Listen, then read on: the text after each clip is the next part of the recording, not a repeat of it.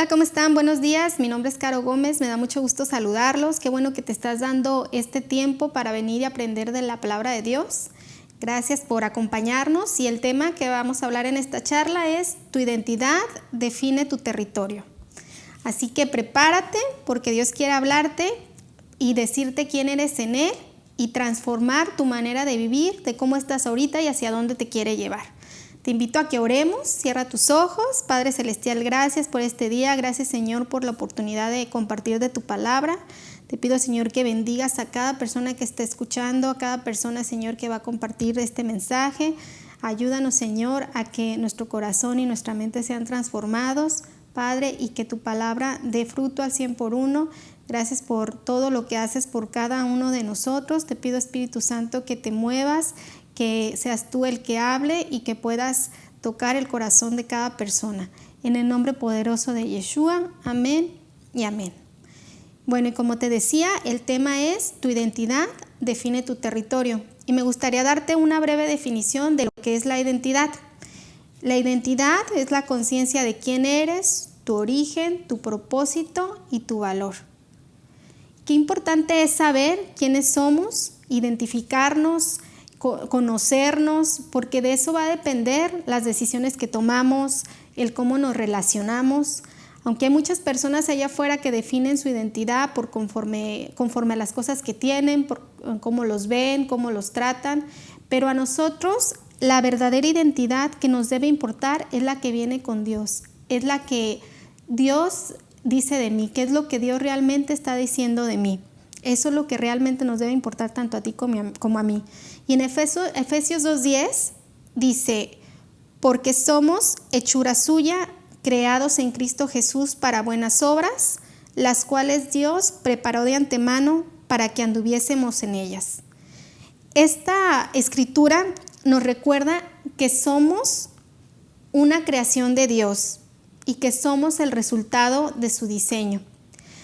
Y la palabra hechura en el Nuevo Testamento, escrito en griego, lo ponen como poema, que en español sería poema. ¿Y esto qué nos quiere decir?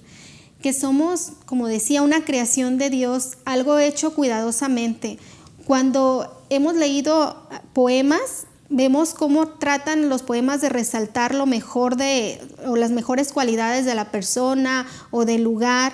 Y Dios, así cuando pensó en nosotros, quería de lo mejor de su creación demostrarlo a través de la humanidad.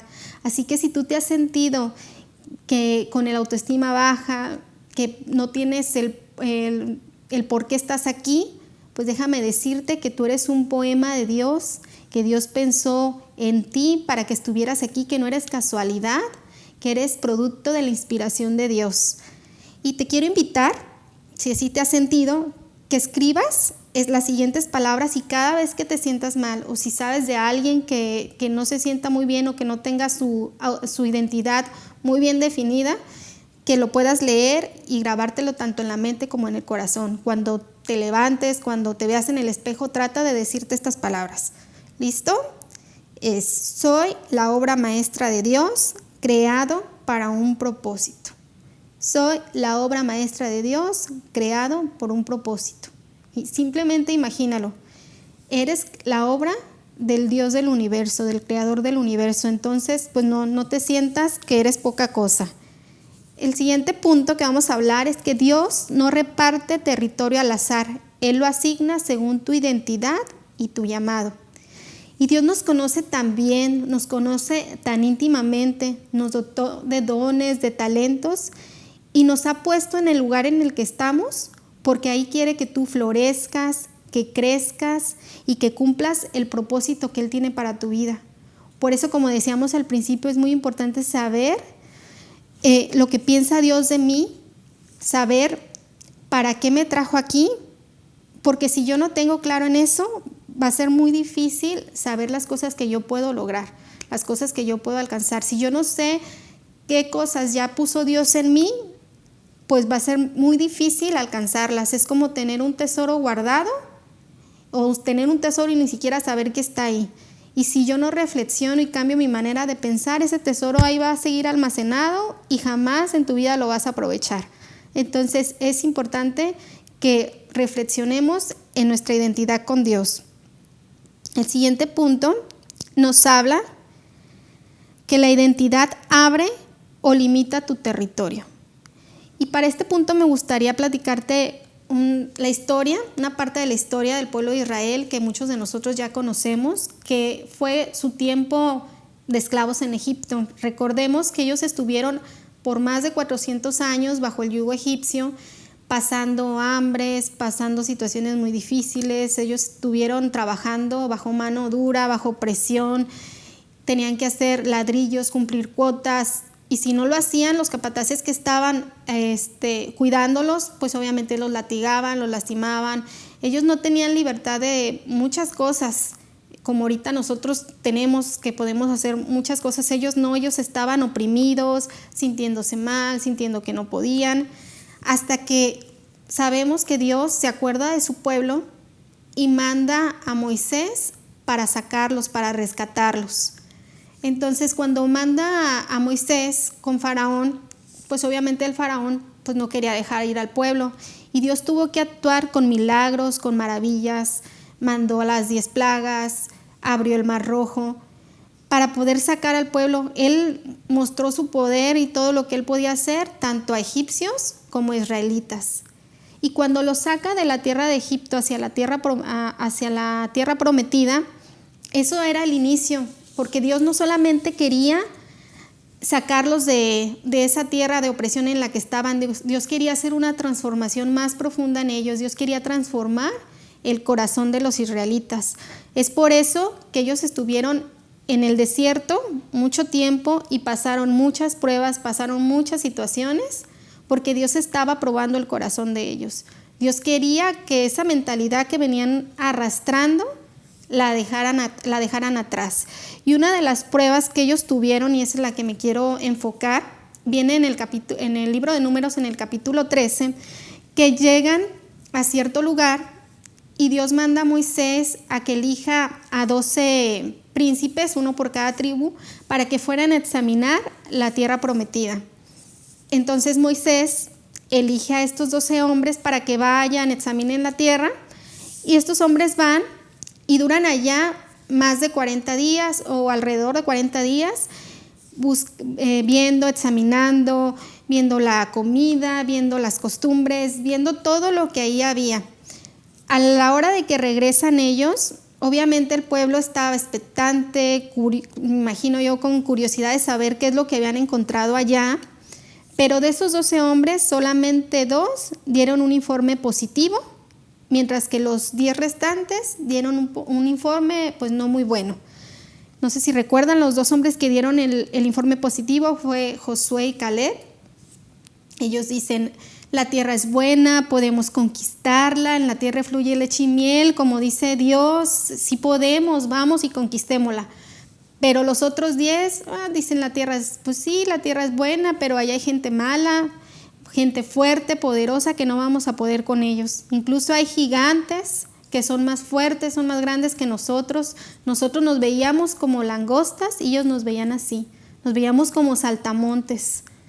Imagínate esa percepción tan distorsionada que tenían de sí mismos, tan equivocada por toda una vida de esclavitud, porque obviamente el que no podían es algo que vinieron arrastrando de su vida, de la vida que tuvieron en Egipto. Entonces estos hombres dan ese informe negativo y desaniman al pueblo de que no iban a poder.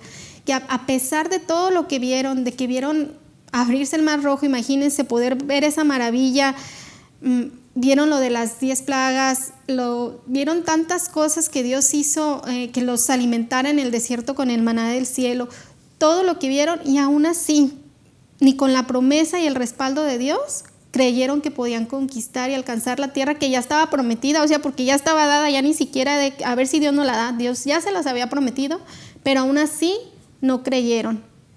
Por su mentalidad de esclavitud salieron de Egipto libres, pero su mente estaba todavía en cautiverio. Quiero preguntarte si tú te sientes así aún después de haber recibido a Cristo en tu corazón. Si tú te sigues que estás en cautiverio, si no has encontrado la libertad que Dios ya te dio al recibir a Cristo. Porque déjame decirte que si tú te sigues sintiendo pequeño, la gente te va a seguir viendo pequeño. Si tú te sientes débil, la gente te va a ver débil. Si tú te sientes fracasado, la gente te va a ver fracasado. De la manera en que tú te veas, es como la gente te va a ver, tú vas a reflejar eso.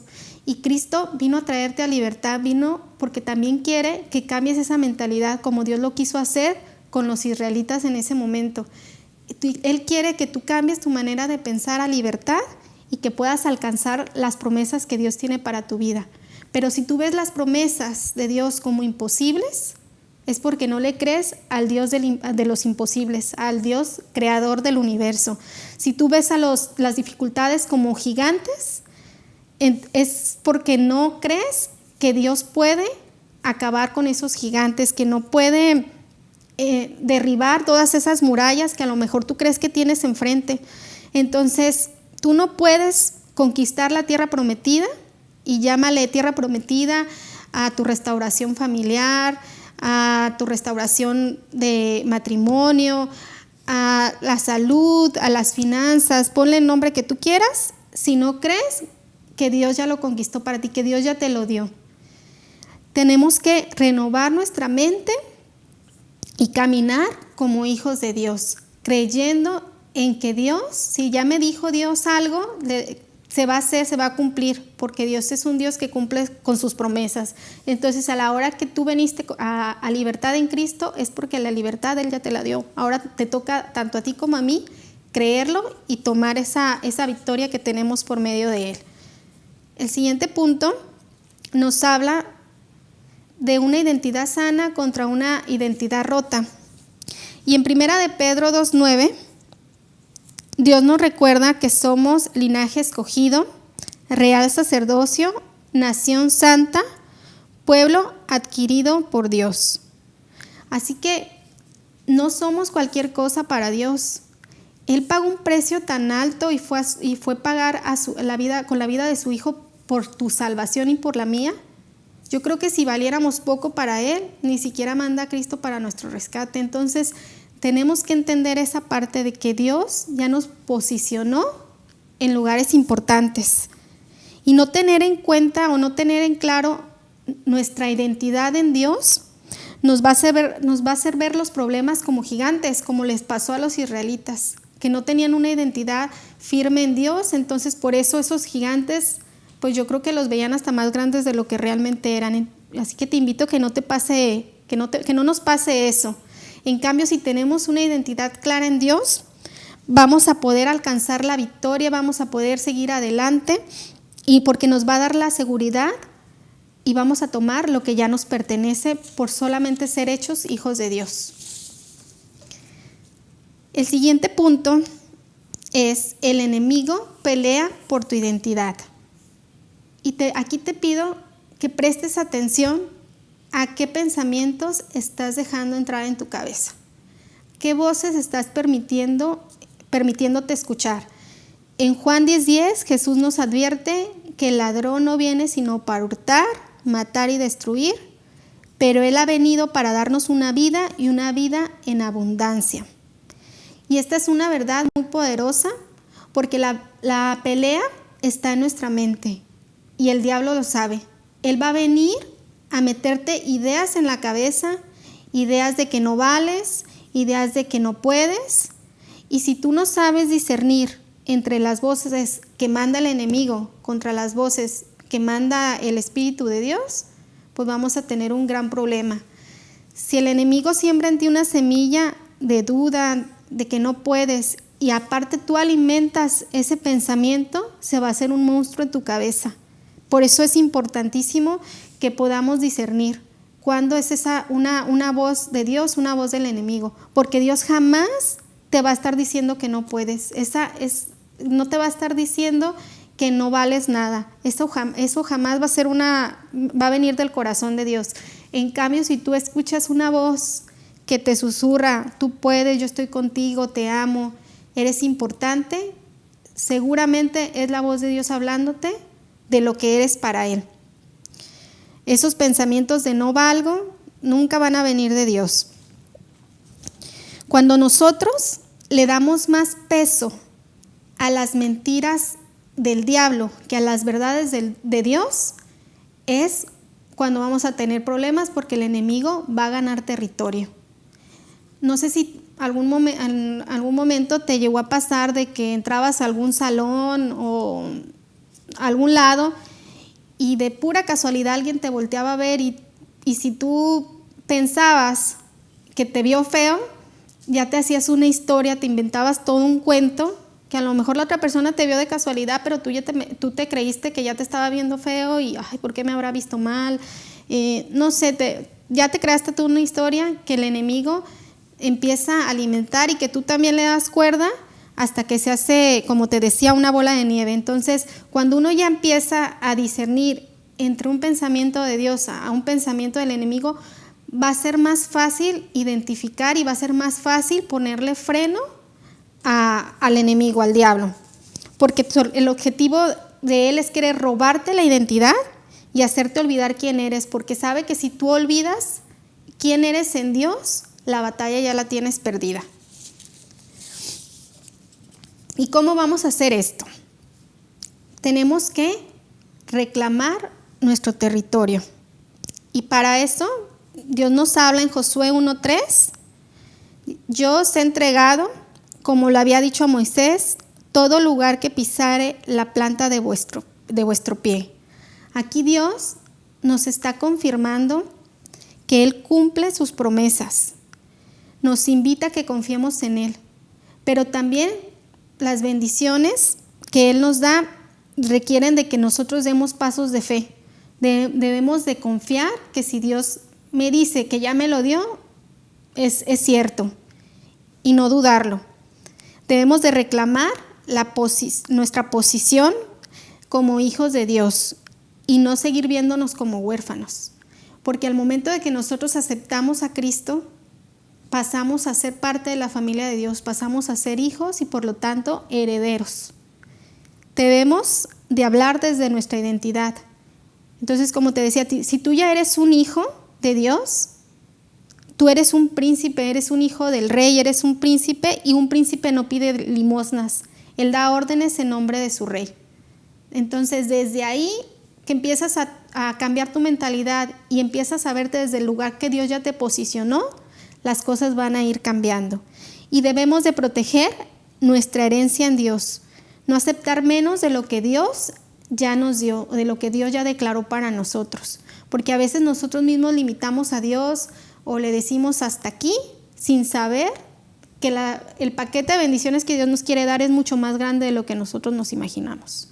Así que actúa, habla y protege tu herencia en Cristo. Y te quiero invitar a que hagas la siguiente declaración, ya para cerrar y confirmar todo lo que hemos aprendido. Si puedes, levántate, pon tu mano en tu corazón y háblale al Señor. ¿Listos? Señor, hoy afirmo mi identidad en ti. Soy hijo, heredero, embajador de tu reino. Reclamo el territorio que me has asignado y renuncio a las mentiras que me han mantenido limitado. Te invito a que anotes esta declaración, que la repitas para que la identidad del Padre sea puesta en ti. Así que vamos orando. Padre Celestial, gracias por este tiempo, Señor. Te pido que la palabra que hoy nos hablaste a cada uno de nosotros entre en nuestro corazón y que podamos, Señor, transformar nuestra mente por medio del poder de tu Espíritu Santo. Te pido, Señor, que nos ayudes a caminar con una identidad correcta, con una identidad fija en ti, Padre. Que no nos creamos las mentiras que el enemigo muchas veces quiere poner en nuestra cabeza, sino, Señor, que aprendamos a escuchar tu voz, que aprendamos a saber cuando tú nos hablas y darle más peso a tu voz que a las voces que vienen del mundo. Te pido, Señor, que bendigas a cada una de las personas, Señor, que tomó su tiempo para escuchar, para aprender, y que pronto, Señor, vean sus vidas transformadas y te den la gloria y la honra a ti, Señor. Te lo pido en el nombre poderoso de Yeshua. Amén y amén. Pues bueno, por mi parte es todo. Les agradezco mucho. Saludos y bendiciones.